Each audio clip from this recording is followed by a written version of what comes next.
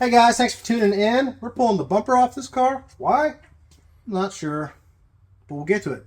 It's actually, obviously, great shape, a little bit dusty, but this bumper was a brand new Mitsubishi 1999 3000 GT bumper that we had painted pearl white to match the car about 2 years ago, so there's almost nothing wrong with it. I think it's got a little bit of tool blight here or something, that somebody did that. I don't know. I think it was that guy here that's got his beard and stuff. I'm not sure. But this is a Stealth. I'll probably get to ask that a little bit. 95 Turbo Stealth RT. Obviously, the unibody exactly identical to the 3000 GT. And so you can pretty much mix and match any assortment of body parts you want. And it's fairly popular on the 99 front end. A lot of people like the later model headlights and turn signals. But mainly I like the bigger bumper opening. I've never been huge on just cutting a bumper if you don't have to. But the Stealth bumper has like 4 little holes here, little Dodge crosshairs, and they're extremely small. And it can work. Some of the intelligent people, smarter than me, say you only need 1/3 of a bumper opening versus your cooling core if you got proper ducting, which almost nobody does. So the bigger opening you have here, though, is not a negative, provided you have proper ducting, which nobody does. The factory did, and they knew a thing or two about cooling a car. They did have this crash bar cover here, which I don't have, because that pretty much doubles the amount of open space you got there. So we do have a opportunity to put a tubular crash bar or something up in there if you want. We kind of have the 2 left and right pieces in there, so we still got some protection. And I mean, honestly, an air cooler like that is about as strong as the OEM aluminum bumper bar was anyway. Really meant for 5-mile-an-hour crashes or less. Not a huge problem. Now the rear, I would run, because you can't control somebody rear ends you as much as you can control running into something. Ask me how I know that. Not today. Okay, so we do need to take this bumper off, and the reason is I want to run Van clamps, which that may be a trademark. So I'm actually going to run vibrant heavy-duty clamps that have a pin, quick release pin, and O-rings to seal it all up. So we need to weld a ferrule on here so that we have something for it to go to. And I'm not going to even begin to attempt to do that with the bumper on. Additionally, I want to build ducting, because we did have some overheating problems last year. We're going to get some ducting that won't allow air to escape to the left or the right, and then possibly some to give it a better path to the top. We've done some changes over here. This car has an automatic, as we mentioned in other videos. We have a very, very, very large cooler now. I'm actually going to be able to straighten that out a lot, because instead of our traditional piping coming through here, we're actually going to go straight to there. You may have seen some pie cuts we did on Instagram. That's why. We're either going to go under here or over there. Haven't done the final decision yet. Once we get this Van clamp on there, we'll know a little bit better. People have gone really fast with silicone couplers. No doubt. You can run 40 pounds boost. Somebody out there is probably run 50. But I think if there's something a little bit better that we can fabricate and put on here, it's one less piece we got to worry about, we're going to do it. So we're going to run Van clamps on both sides. That way, I'm sure someone's had an O-ring blowout on a Van clamp. Let's not be unreal here. But probably we're not going to have a problem that can hold hundreds of PSI. Whereas the silicone is kind of always just one bad day from getting a hole wore in it from something, or your clamps loosening, or yada, yada, yada. A lot of stuff. So a Van clamp basically looks like this. This is a different brand. I'm not sure. These guys, Buck Performance, actually made our drive-by-wire adapter for their clamp. So that's why I went with them. But we're going to run Vibrants on the front here. We do offer the full lineup of Vibrant products on our website at revengeperformance.com. So that's what we're going to run. It's going to be just a little bit out of the ordinary, because we actually have stainless steel air cooler piping, but the air cooler core is obviously aluminum. And so we actually bought 2 kits. One that has the aluminum ferrules, one that has stainless steel, and we're going to mix and match to be able to do both sides with the appropriate materials, because you can't weld stainless steel to aluminum. And since this is YouTube, somebody's going to tell me you can. That's fine. I'm not going to. So we're going to keep each material married to itself. We like heterogeneous materials, something like that, Anthony. I don't know. Sounds good. So anyway, these are really easy to take off, but we thought, you know, there's probably a person on the planet that hasn't done it. So we're going to show you what that's involved with. But basically, we need to take the turn signal first, the headlight, and then there's some inner fender plastics and under fender plastics, of which many are not on here right now. We do have them all, but in the process of this radiator modification we've been working on, we have those off right now. I think there's one on the driver's side yet, so you can at least see what that process is like. But a lot of the stuff comes off real easy. As I mentioned, this is relatively good paint on this bumper. So we're going to take the same wrap we wrap our transmissions in, cover this up with the sticky wrap, and that provides quite a bit of protection from scratches and debris. And if you're doing any grinding or anything like that, the last thing you want to do is grab a rag and start rubbing metal shavings into your good paint. You know, that also explains why I don't get a whole car painted. Because, you know what? That looks just fine right there. And I don't have to, like, oh, don't lean on my car, you know, type of things. Which I have mad respect for guys that do. But we work on this way too much to be worrying about that. But I am going to, you know, take the simplest amount of cautions when I can. A lot of times I'll actually toss, like, a moving blanket on the car. I've tried just about every fender cover that I think's been made. I don't have much luck. So lately I've just been doing this. Because this won't fall off, basically. I mean, it might, but you know what? It's not hard to put back. See how sticky that is already? And once we get a little bit of it on the bumper, you got to make sure you hit your bumper a couple times while you're doing it. Make sure it knows you're meaning business today. But basically, yeah, really not a lot of science to that. But I wish I would have brought a knife. We'll cut this with our fingers like this, like some kind of cave person. And there we go there. We'll go. Yep. And then I'm going to put just another layer on this nose cone here. And this is actually, I think I learned this from KSR Racing, Kevin Smith. When he does a lot of fabrication, often he's, you know, blessed or cursed with cars that have really nice paint that they want to put a roll cage in. And so when we did that, we did the whole quarter panels with this stuff, and it worked like great. When you're grinding, welding, all kinds of stuff, it's funny how much damage just the grinding, shavings flying can do over time. So anything you can do to keep your paint safe is worth it. So we're going to probably just zip it on down here. When we take the headlights off, we'll have to kind of see if it gets in the way or not. So, as I mentioned, two tools will pretty much do this. 10mm Phillips. Turn signals first. These babies are brand new, actually. So, you gotta be careful. We don't make them anymore. I'm really hoping that one of the members of the internet groups that's making some lenses goes forward with that, because these things new go for like $900 for two of them, if you can find it. I've seen like broken ones go for $500 for a set. So this actually clips in here. Doop. So we need to go kind of get that like that. See?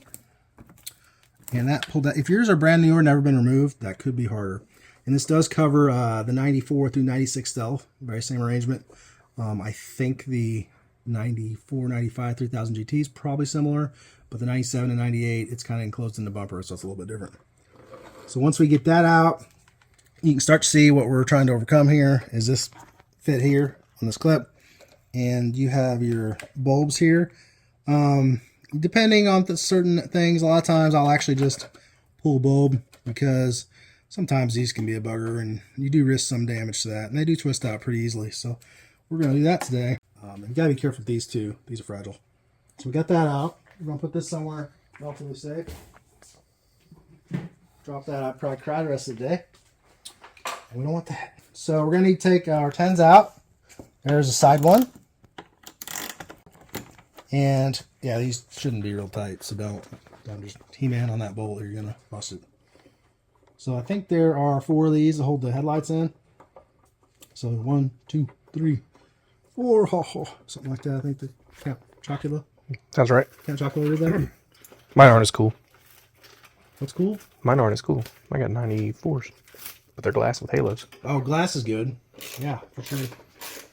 I gotta sell these brand new in the box, but one of my best customers in Sweden, Finland, Norway, one of the Scandinavian countries has put dibs on them. So hurts me a little bit, but I need some capital. You know, we're selling a house, and so I think most people that have done that know that there's expenses involved. So we're going to take these bolts out of here. Luckily, there's no shims or anything. All your headlight aiming is integrated into the housing. And these bolts are pretty tight. Unless somebody's come in here with a, you know, hogged out those holes. There's not a lot of chance that you can remove these and require a lot of adjustment, is what I'm saying. Which I wouldn't assume for every make and model is the case. So we got those out. So what you kind of got to do is pick up on the back here. That's going to hit your fender probably. So just doop. Anytime anything feels like it's going wrong, stop. Okay, if you pull on that and you're like starting to jump up and down angry, something's wrong. We're going to do the same thing here. Just sort of turn these out. And I'm sure everybody's going to be like, don't touch those. They're halogen or whatever. Sure, I'll try not to. Now we have a row of 10mm bolts. A lot of 99 conversions, they don't buy this plate. I tell you, you should. Because otherwise your bumper is super floppy here and it's being held on mostly by those bolts up there, which is bad. And also, this sort of ensures that this curve is correct. Polyurethane will move around over time, or whatever. You know, synthetic plastics are used in this. They move around a little bit. So if you don't have this, this tends to kind of bulge out and you'll have a gap where your headlights turn signal is supposed to be. There's a couple bolts here that are through bolts that just provide the upper plate, lower plate to clamp the bumper.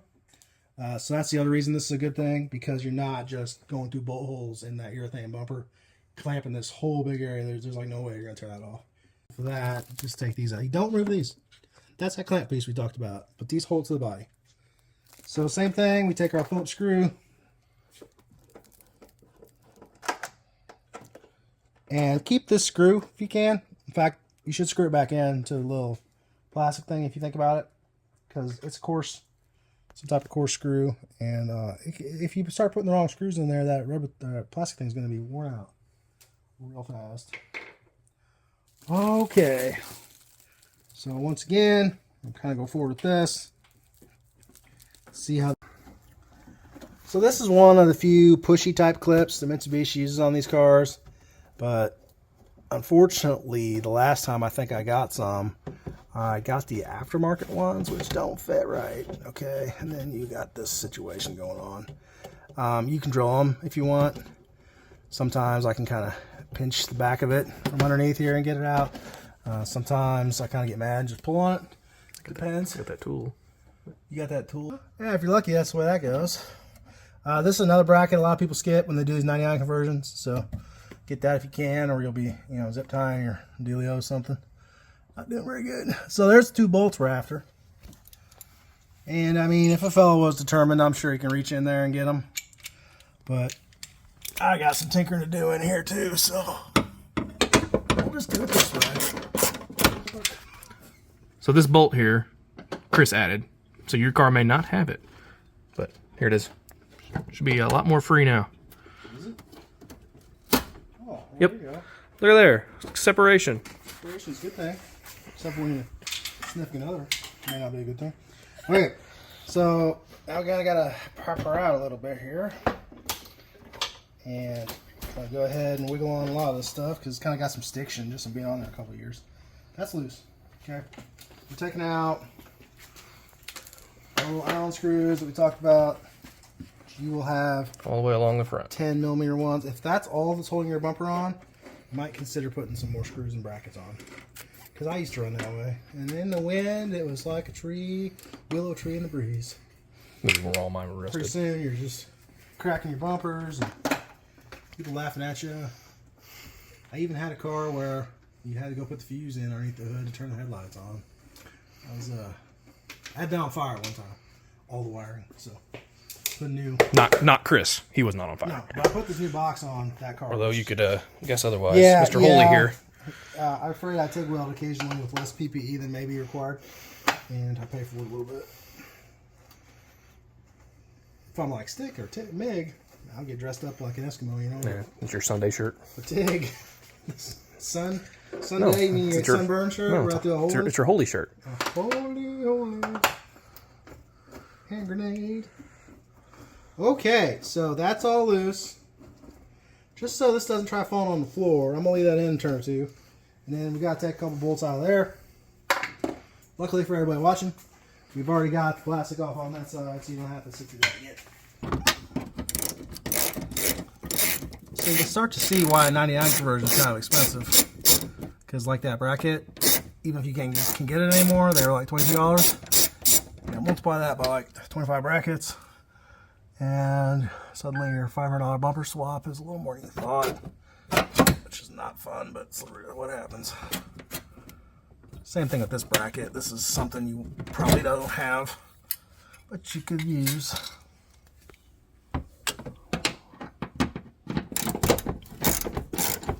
And again, we're going to straighten this, which it'll work great like it is because it's got a huge fan. And it's designed to be mounted underneath the car. But the more straight airflow we can get, the better. And so now that we won't have this intercooler pipe coming through here, we're just going to go whoop, far down as we can go. Okay. I think that's it. So let's loosen the front and see if it starts to come off. Helpful to have 2 people to put these on, but you can do it by yourself if you have to. So we're just sticking to like, and sitting. That's actually a sticker off the bottom of that bracket from Mitsubishi.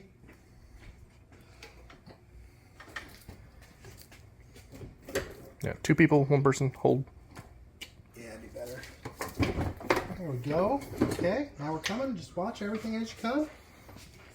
We'll just set it right here for now. So that's it. You can see, not difficult. Basically only need 2 tools. Now we have really good access to the intercooler because we're going to take the intercooler off, weld on that vband clamp there. They don't sell these where like half of it is stainless and half's aluminum. They do sell independent pieces, but we did happen to look out because we needed 2. And so basically what we do is, you can tell here from the coloration and weight, that's stainless and then that's aluminum.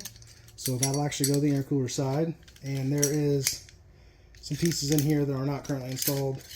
O-rings, basically.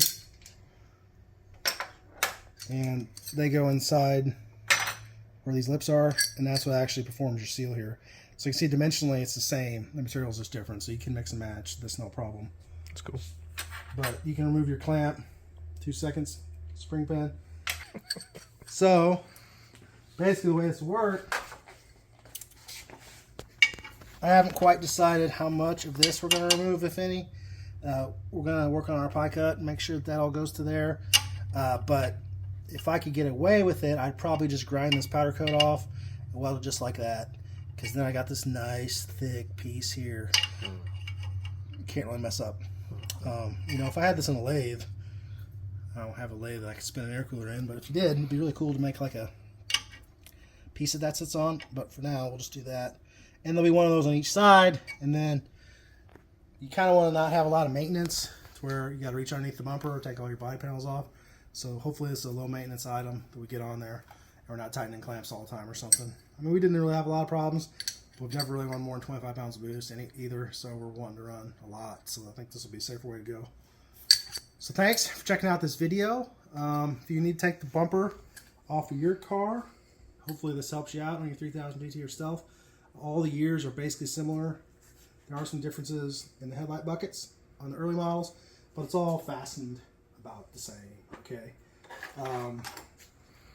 The turn signals have a screw in the front, probably about right here, you take out, and then it just kind of pulls out and take out your bulb the same way, and then there is a bolt in behind that to take out the headlight, and then the other 3 are the same.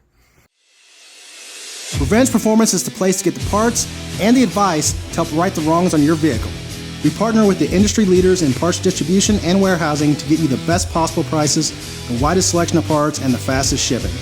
With our real-time inventory on our website, if we say we have it in stock, it's ready to ship. From us or from our many national distribution partners. With hundreds of thousands of parts available, I guarantee we can get revenge on your ride.